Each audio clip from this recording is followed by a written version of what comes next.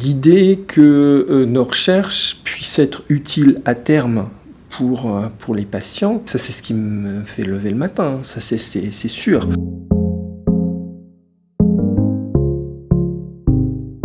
Notre unité de recherche travaille sur une maladie qui s'appelle la sclérose latérale amyotrophique, la SLA, qui est aussi appelée la maladie de Charcot.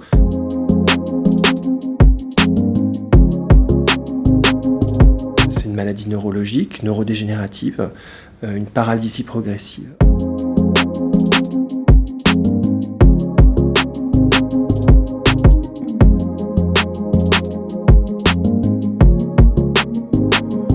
Depuis une vingtaine d'années, on sait qu'un des facteurs qui aggrave la maladie, c'est la perte de poids. Donc on veut comprendre d'où vient cette perte de poids, quels sont ses mécanismes, comment on pourrait la ralentir, comment on pourrait la traiter et en faisant ça, comment on pourrait augmenter la survie et puis aussi la qualité de vie des patients qui sont atteints de la maladie. Une des choses qui nous est souvent dit, c'est si vous avez une thérapie nutritionnelle, pourquoi aller chercher les mécanismes? Il suffit effectivement de donner un régime hypercalorique aux patients et le tour est joué. Sauf que c'est pas aussi simple et que ça serait beaucoup plus simple si on avait un médicament. Ce qu'on fait avec une thérapie nutritionnelle, avec un régime hypercalorique, c'est remplir le réservoir qui continue à fuir. Il vaudrait mieux empêcher le réservoir de fuir et essayer de résoudre l'ensemble des problèmes.